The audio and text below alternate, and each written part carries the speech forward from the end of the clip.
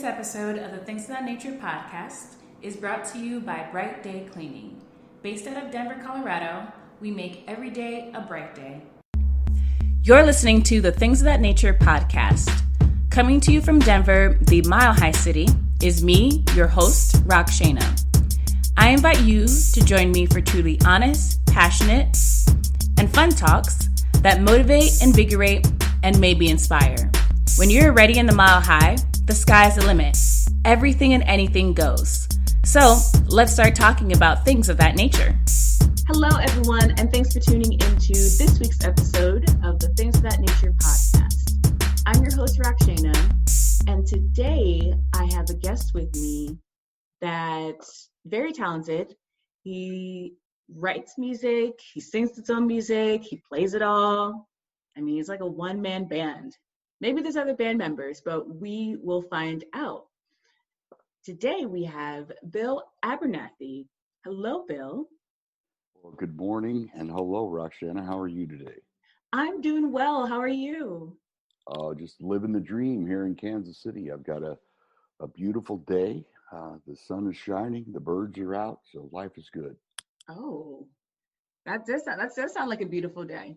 Yeah, it's nice. It's Kansas City weather is always interesting, so you never know what you're going to get until you look out the window, and then you better make sure you take advantage of it for 15 minutes because it's probably going to change.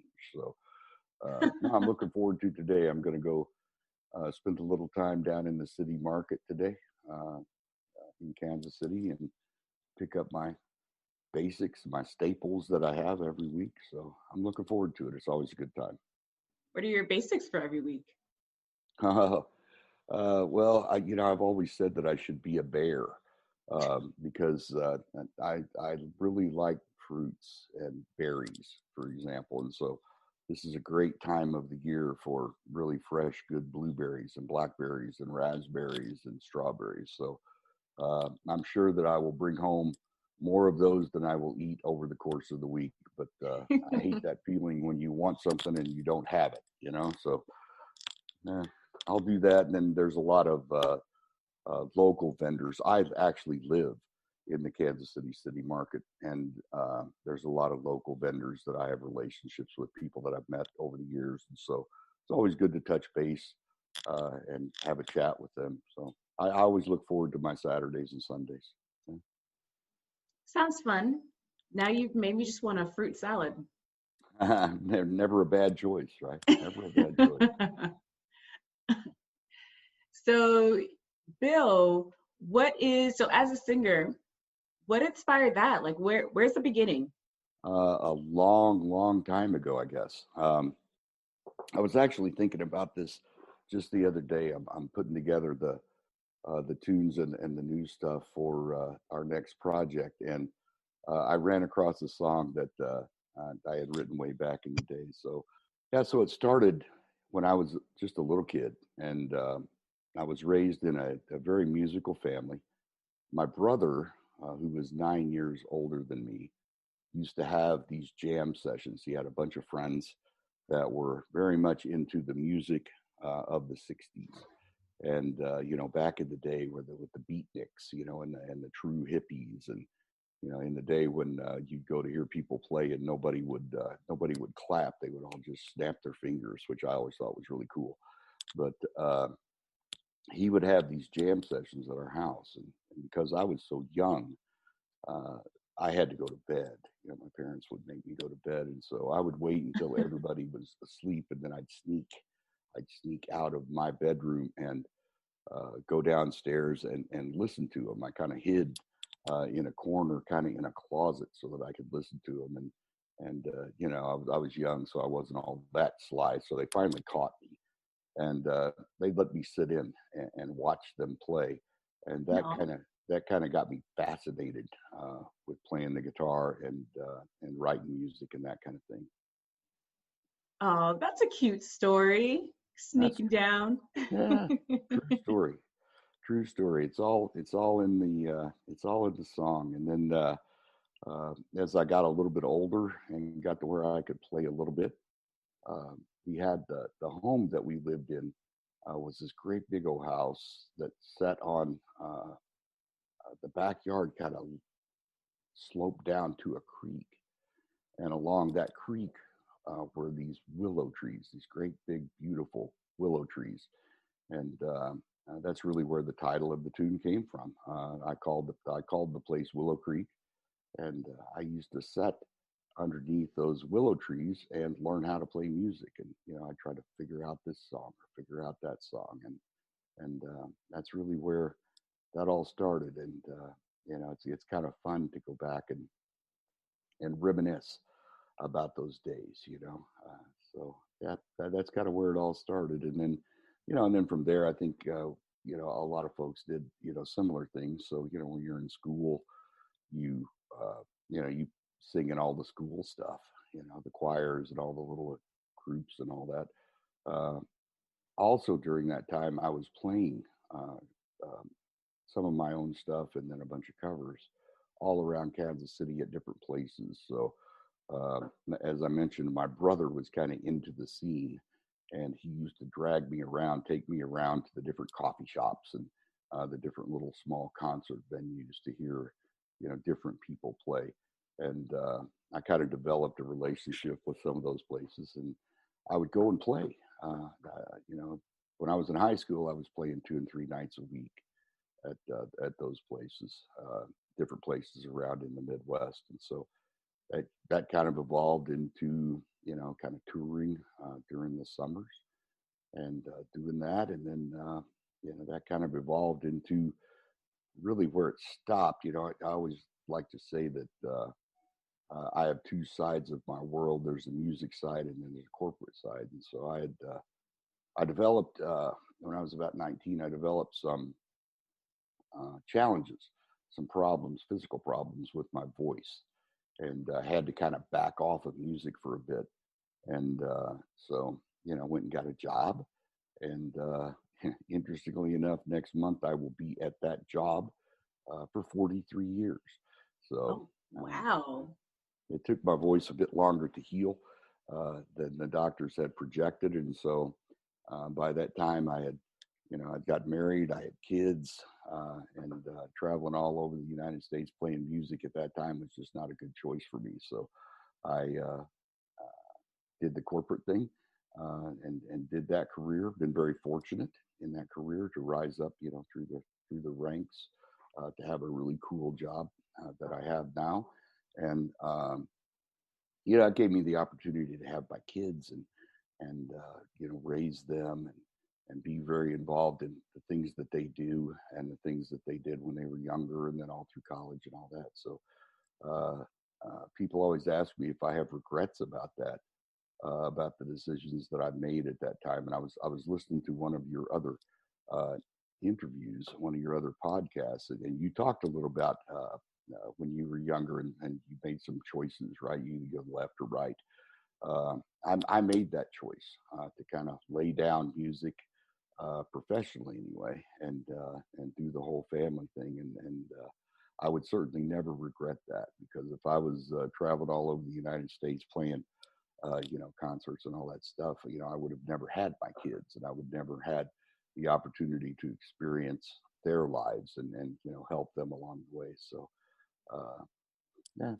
So I did all that, and then when they got done with college, they were both athletes, and so I got to watch them play ball all the way through college. My son played a little bit of pro baseball, and when all that was over, I kind of looked at this big stack of different songs that I had written over the course of all that time, because I never really stopped playing. I just stopped playing out, and decided, well, I wonder what'll happen, right? So went in the studio, made a record. It got a little bit of love, made another one. It got more love, made another one, and it's out there now and doing quite well. So it's interesting that I kind of have those 2 sides of my world. And the exciting thing is that the corporate side of my world is going to come to an end. I'm going to retire this fall. So I'm excited about that, and excited about the opportunity to spend a bit more time focusing on music and my grandkids. Really like my grandkids. They're a lot of fun. Good thing you like them. Mm-hmm. So it sounds like I believe in everything happens for a reason. Mm-hmm. And because of that reason of your voice, that whichever injury you had, it allowed you to go a different path and have kids and have a life that you don't regret. And it sounds like a life that you very much enjoy. Oh yeah, without question. I wouldn't trade it for the world. I was thinking about this the other day. When your kids are athletes, and high level athletes, right? They were both, Division I full ride kids, and you don't really have time for anything, and I was just thinking about all the travel and all the time that was invested in what they were doing, and flying, out of the Midwest to go to the coast or down into Texas or down into Florida, because that's where the best competition was. A lot of time, a lot of airplanes, a lot of time behind the windshield for sure. But I'm glad that I did it, and I'm glad that I was young when I did it, because I'm not so sure I could pull that off these days. So. And then your fans waited. They came right back. Yeah, that's interesting. That's an interesting story. So my son also plays a little bit of music, and when he finished his whole baseball gig, uh, he was trying to decide what he wanted to do, and he'd always played, and he wrote. He made an album, and he was going to play at this little coffee shop in our hometown, which is a suburb of Kansas City, and he was asking me. He said, what's this going to be like?" Because he had spent some time in Europe playing baseball, and he had played some music while he was over there. And I said, "Well, you have to understand, Chad, that these businesses, they're relying on you to get people to come and hear you, right? That's how they make money. That's how they justify hosting and paying, for live music is increasing foot traffic." And he said, "Well, I think I could get some people in there." And I said, "Well, you got to do a little bit of advertising. You got to do a little bit of marketing." And he and I are a little bit competitive, right, with each other. And I told him, I said, I mean, with the size of that venue, you got to get, at least 50 people to come in, to make it worth the venue's time. And he looked at me and he said, "Boy, I could get 50 people. I bet you couldn't get 50 people."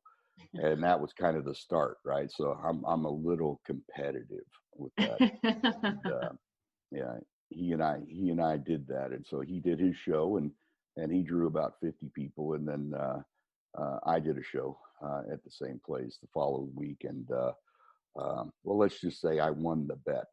How's that? People kind of remembered me from back in the day a bit. Yeah.